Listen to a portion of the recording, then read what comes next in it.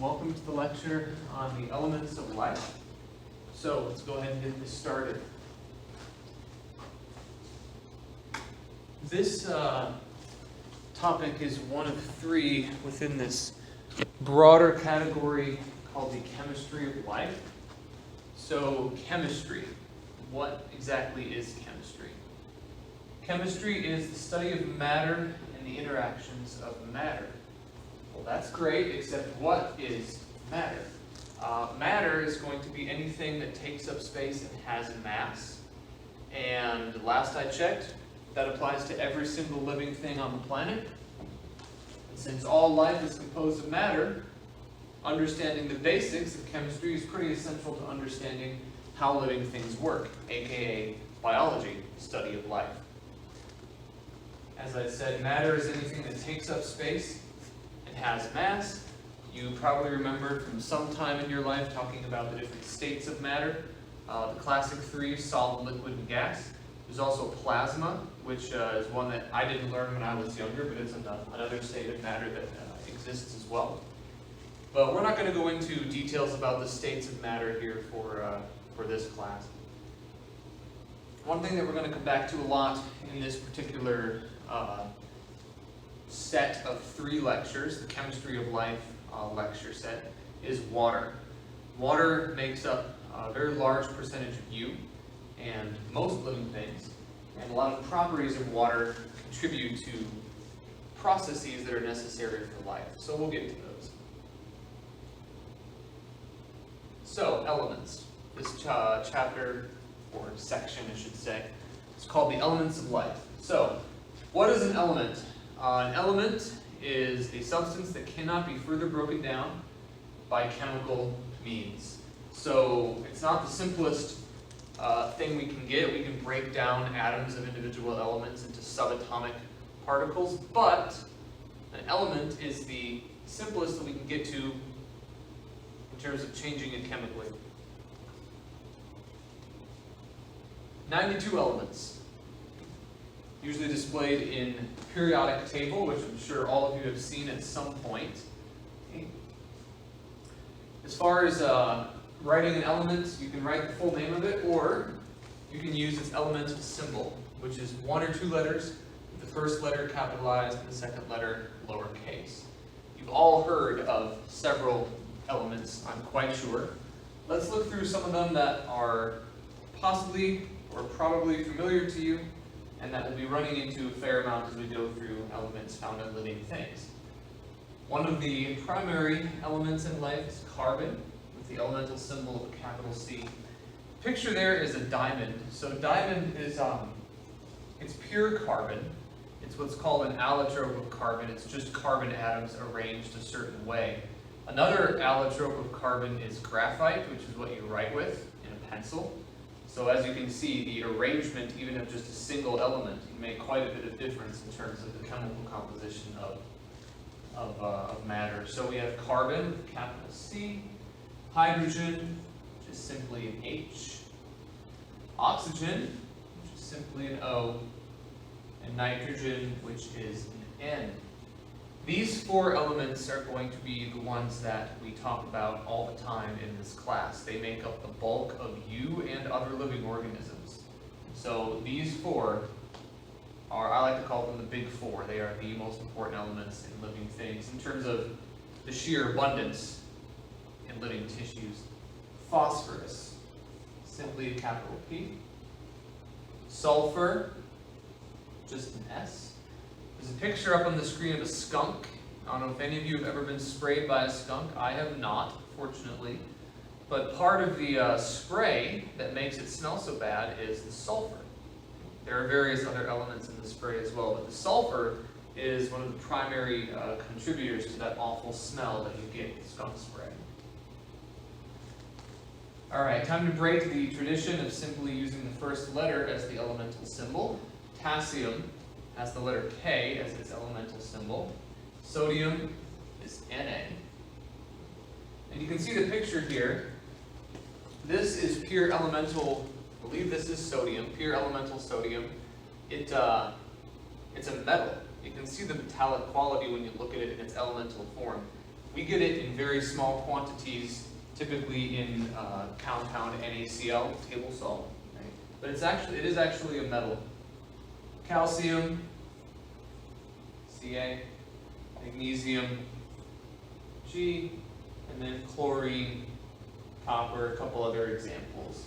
But you can see elemental symbols, 1 or 2 letters, very simplified way of showing an element. Another good use for these is that they allow you to show compounds and molecules, and so you can include not just the symbol that the element is present, but also numbers indicating how many of that particular, how many atoms of that particular element are involved. For instance, H2O, 2 hydrogens, 1 oxygen.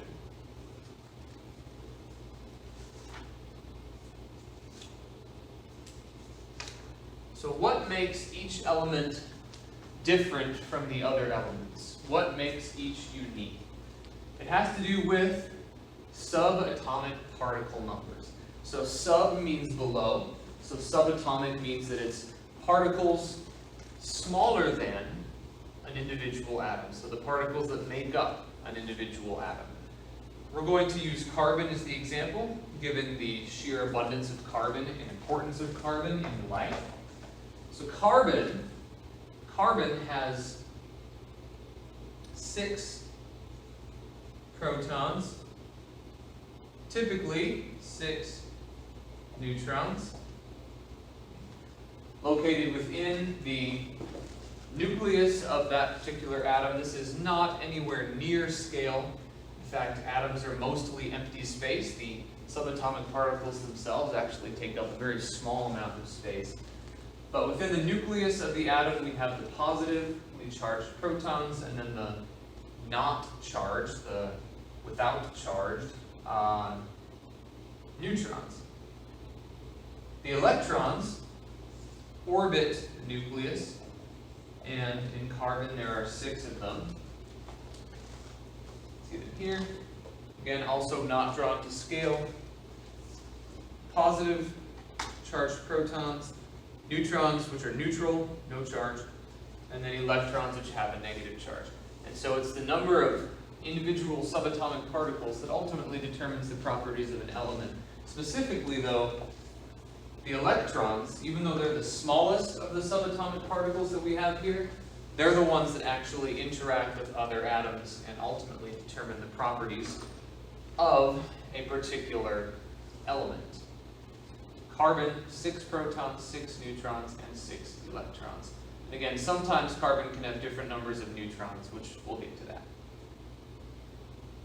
But different elements will have different numbers of those. For instance, oxygen has 8 protons. Oxygen has 8. Nitrogen has 7.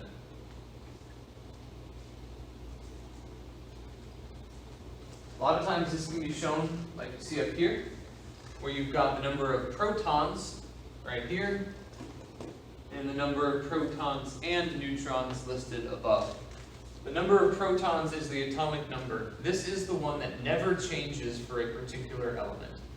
So for carbon, for instance, sometimes there'll be differing numbers of neutrons. And so you'll have what's called carbon-14, which is where you have 2 additional neutrons, and so this number up here would be 14 instead of 12. But the 6 never changes.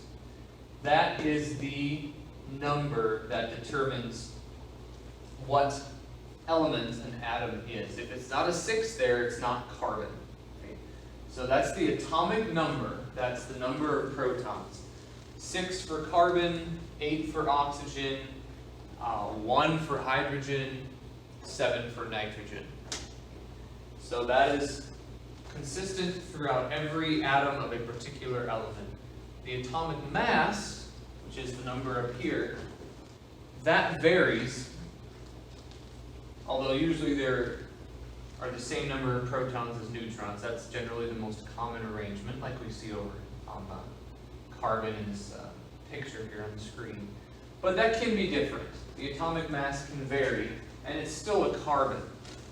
But the 6, the atomic number, that stays the same for every variation of a particular element. atomic mass can vary. Usually for carbon it's 12, sometimes it's 13, sometimes it's 14, depending on how many neutrons are there. Proton number doesn't change.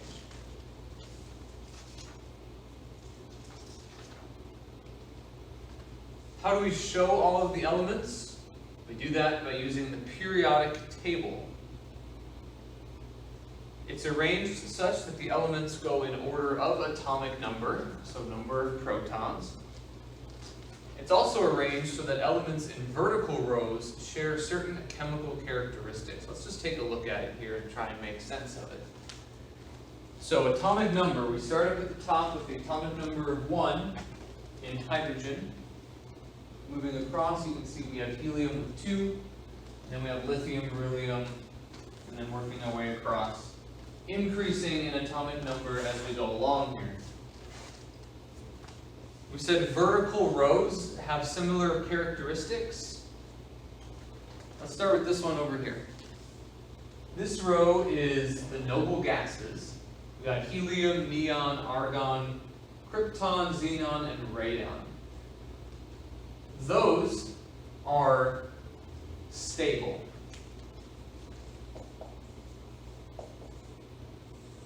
The noble gases are stable. What does it mean to be stable? It means that the electron shells, which we'll talk about in a little bit, are at the stable capacity, and there is no inclination toward forming bonds or gaining or losing electrons, because we've already got the number that we need to be stable here. And so they're non-reactive, they don't interact. These particular elements don't tend to interact with other elements, because if you've already reached the stable number of electrons that you need, why would you try and gain or lose them? So, noble gases here, these are called the halogens. They are 1 electron away from being stable. Because if they get 1 more electron, they'll have the same number as all of the noble gases do. And then they will be stable. Remember, the atomic number is the proton count, and that's what actually determines the identity of a particular atom. So, if chlorine gains an electron and now has 18 electrons, it doesn't become argon, it stays as chlorine because the protein number hasn't moved, just the electron number has. But everything here in the halogen row is 1 electron away from becoming stable. If you go over here, we've got the alkali metals. They have 1 electron too many. So they will seek to lose an electron in order to achieve stability. For instance, sodium has 11. If it loses an electron, it now has 10 electrons. It's the number of electrons neon has. Neon is a stable noble gas. And so sodium is going to attempt to lose electrons in order to achieve that stability. And then here we have the alkaline earth metals. They are they have too many electrons. So you can see kind of the tendencies for these various rows. These guys up here,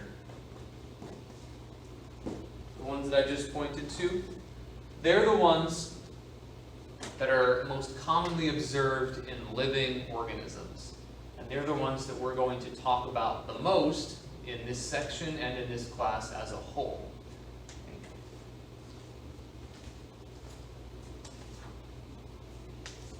As far as on a test, I'm not going to expect you to memorize any parts of this other than some of the stuff we're going to talk about with carbon, hydrogen, oxygen, and nitrogen in terms of some of their properties on here. But I'm not going to ask you to memorize this table. There's 92 elements naturally occurring. 25 of them we've seen in us. But out of those 25, only 4 of them make up 96% of the body mass. And those 4 are the 4 that I started off with. carbon,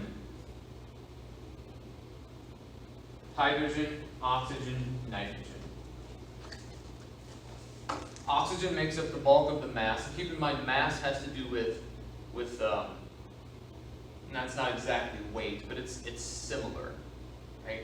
And so hydrogen only has one proton. It's very small, and so even though hydrogen would make up the largest number of individual atoms in your body, the mass itself is not going to be as great as the much larger oxygen atom. So those are the four big ones. What are some other elements essential for life? One of them is calcium, element that makes up a good bulk of the matrix of your bone tissue. Right? Dairy products, of course, contain a lot of calcium. If you don't want to drink milk, you can also eat mustard and turnip greens. They have calcium as well. So 1.5% of your body mass is calcium, a good chunk of that from your bone tissue. Your 1% phosphorus, 0.4% potassium. Of course, bananas are the classic source of potassium, but other things like sweet potatoes have quite a bit as well. 0.3% sulfur, 0.2% sodium. This next tidbit is just something that I think is interesting. So I've got a picture here of a bunch of butterflies feeding on what looks like dirt. So if you ever go hiking and you find kind of a wet area on the dirt path and you see a bunch of butterflies sitting on the ground, if you've ever wondered what they're doing, they're actually sucking up some of the moisture and feeding on some of that dirt in order to get the salts, and specifically the sodium, that is found within that dirt. Other species will also consume dirt, eat dirt, in order to get sodium. If you put out a salt lick for deer, that's the same idea. They're drawn to that sodium. So why do living things consume dirt? To get that sodium. And why do they need it that badly? Because it is not abundant or common out in nature. So when it does show up, you need to take advantage of that, and even if that means consuming dirt, you're going to do it in order to get that limited resource of sodium. That's also an explanation for why we like the taste of salt so much. If you're going to eat dirt to get something, you better enjoy the taste of that.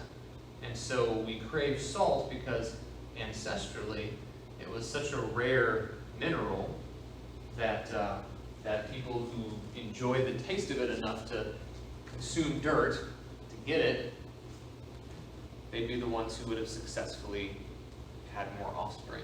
Or so is the hypothesis. That's one explanation for why we love salt so much. We crave a very limited mineral. But anyway, 0.2% our body weight. Chlorine is 0.2 as well. Magnesium 0.1. And now we're on to things that are less than 0.1% of our body weight.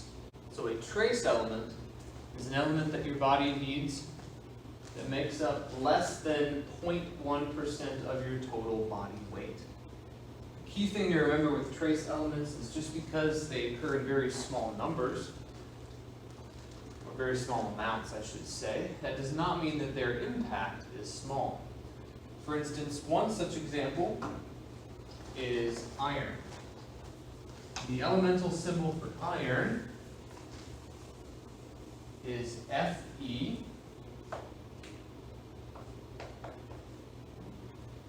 So your body contains iron. What is iron necessary for? Well, iron is necessary for efficient binding of oxygen in red blood cells. Your red blood cells carry oxygen throughout your body to all of your body's tissues, so that those tissues and the cells within can conduct something called cellular respiration, which converts food into usable energy.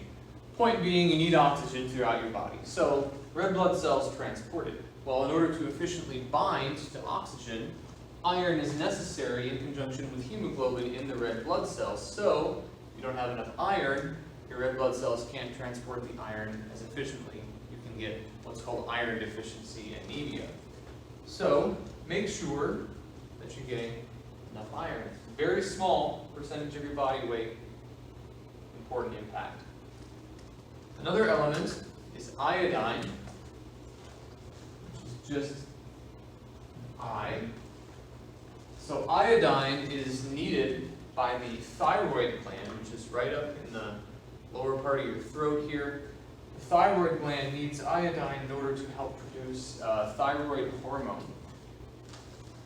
So if you do not have enough iodine, your thyroid gland cannot sufficiently produce enough thyroid hormone, at least not at its current size, and so it enlarges in order to ramp up that production of thyroid hormone in the absence of a sufficient iodine supply. And so you can get an enlargement of the thyroid gland called a goiter, which is what you can see in this picture here. A couple other trace elements, fluorine, zinc, and copper. The toothbrush there because fluoride is an ingredient that includes fluorine that helps to break apart, or prevent, I should say, tooth decay by helping to fight bacteria and other such things that might grow in the enamel of teeth. All right, so isotopes. Thus far, we have identified elements by their atomic number because, as I said, that stays consistent among all atoms of a particular element. So carbon, for instance, it was 6. It's always 6. But the number of neutrons can be different from one atom to the next. And that can give you an isotope. Atoms of the same element with different atomic masses. Carbon is the example I want to use here. So the normal carbon-12 is going to have 6 protons, 6 neutrons, whereas carbon-14 still has 6 protons because that's what makes carbon carbon, but it has 8 neutrons. Carbon-12 is the standard carbon, the most commonly occurring carbon by far. Carbon-14 is an isotope. It's actually a radioactive isotope, so it's unstable and it decays at a pretty steady rate. So carbon-14 you've probably heard of potentially through what's called carbon dating. How that works is carbon-14 as a radioactive isotope does emit decay and it breaks down over time, ultimately decaying into nitrogen-14. That decay process takes a long time, but the half-life, the time that it takes for half of the carbon-14 to have decayed is 5,700 years, roughly. So, how you can carbon date stuff is you find a dead organism, dead or decaying organism, and you look at carbon-14 ratio compared to organisms that are still alive. That will tell you how much time has passed because we know that the rate of decay is such that it's 5,700 years for half of the carbon-14 to decay. So things like woolly mammoths, this one they named Liuba. It's the most well-preserved woolly mammoth in existence. This is a young one. They were able to look at her tissues and age her to 41,800 years based on the amount of carbon-14 left because we understand the rate at which it decays. Carbon dating only works back to about 50,000 years because after that amount of time it's such small amounts that it's not going to work.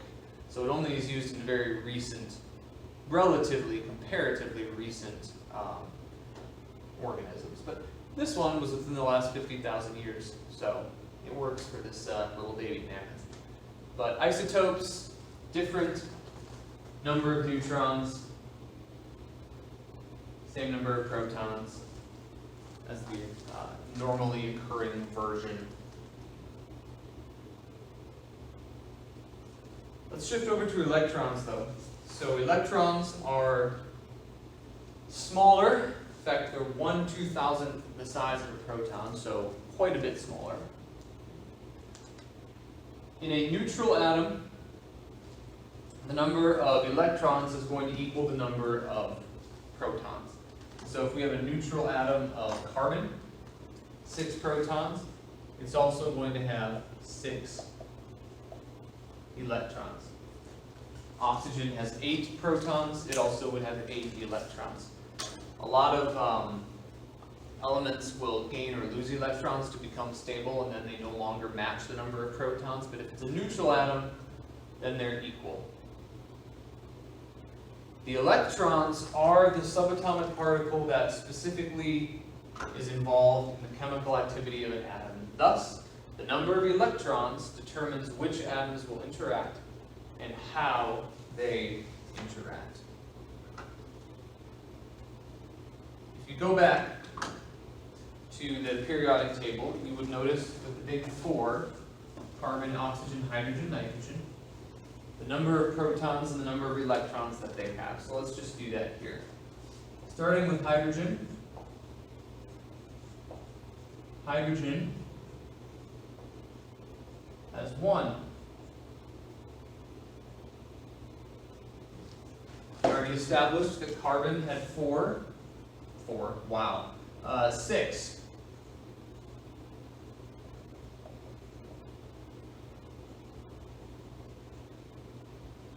Nitrogen had 7.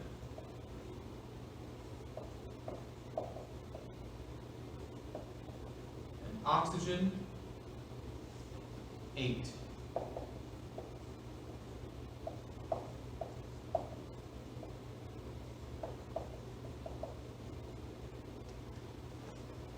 So neutral atoms of each of those 4, that's what you're going to have. As far as how electrons exist within an atom, they exist in these things called electron shells, which have 2 other names, orbitals and energy levels, that surround the nucleus of an atom. The first of these orbitals can hold 2 electrons. Orbitals after those, after that first one, subsequent orbitals can hold 8. The name for this is the octet rule. Let's take a look quickly at how this thing works with our familiar elements here. Hydrogen. Okay. So here is the represented nucleus of a hydrogen atom.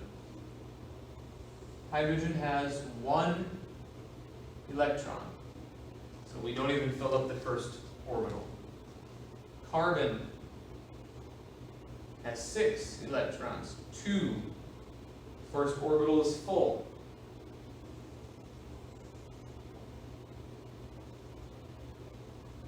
It has the remaining 4 in the second orbital, which is not full until it has 8. Nitrogen, 2.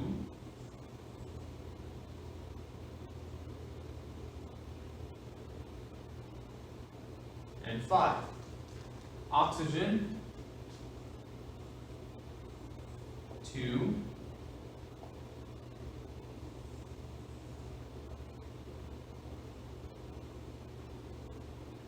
And 6 in that outer orbital, for a total of 8. So we've got the big 4 with the electrons represented. Again, these are not to scale. This is not how it actually looks. And the orbitals themselves don't orbit perfectly circularly like you see here. It's actually kind of more where they spend some of the time around the nucleus. It's complicated well beyond anything you're going to have to worry about. We're going to learn it in this faction. So what is the goal of each of these atoms? Stability. Reaching a stable number of electrons in that outermost shell. We just said that the first orbital can hold 2 electrons, which means in order to become stable, hydrogen needs 1 more electron to stabilize this shell.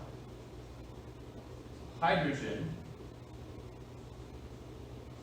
needs 1 more electron. Carbon has 2 on the first shell. It needs a total of 8 on the second shell, and so it needs 1, 2, 3, It needs 4 to become stable. Nitrogen needs 3. Oxygen needs 2. And so the needs of each element determines which other elements it will bond with or share electrons with or receive electrons from. And we'll get to an example here in just a second. The name of the outer shell is called the valence electron shell. And the whole goal is to fill the valence shell. So the valence shell for hydrogen is this one, right, that first one. And for the other 3 elements, it's the second shell that is the valence shell. And that's what we want to fill. Hydrogen needs 1, needs 4 for carbon, needs 3 for nitrogen, needs 2 for oxygen. All right, let's take a look at an example then of H2O, water.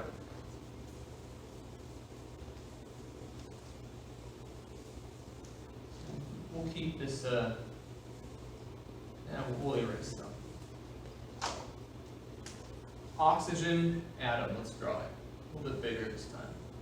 2 electrons in the first orbital or shell.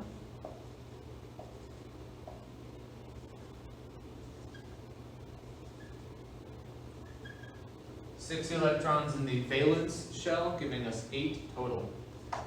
Water is 2 parts hydrogen, 1 part oxygen, so we need some hydrogen as well. Darken that. See if we bring. Yep, there. Hydrogen.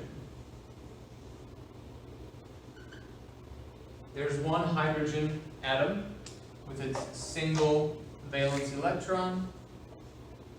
There's another one with its single valence electron. None of those 3 is stable. Hydrogen needs just 1 more electron to be stable. What if it were to share with oxygen?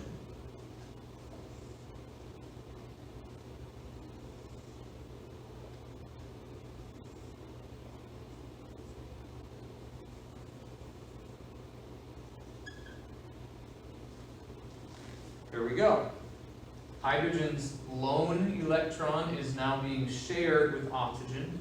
Oxygen is sharing 1 of its electrons with hydrogen. The hydrogen is now stable because it has 2 electrons on its valence shell, and that's what it needs for that first orbital, to have 2. Oxygen still needs 1 more electron. This hydrogen needs 1 more electron.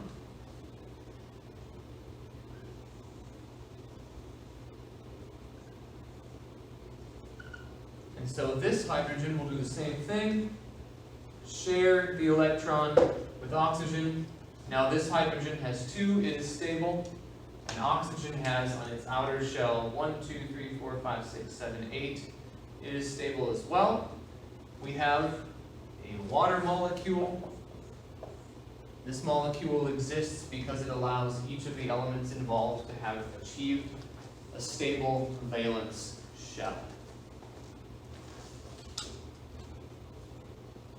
Again, atoms interact with each other in ways that allow them to become stable, and that stability is determined by, do they have the right number of electrons in their outermost valence orbital. The type of bond that you see in that picture is called a covalent bond. It is one of 3 different types that you'll be looking at in the next PowerPoint lecture, which is molecular bonds.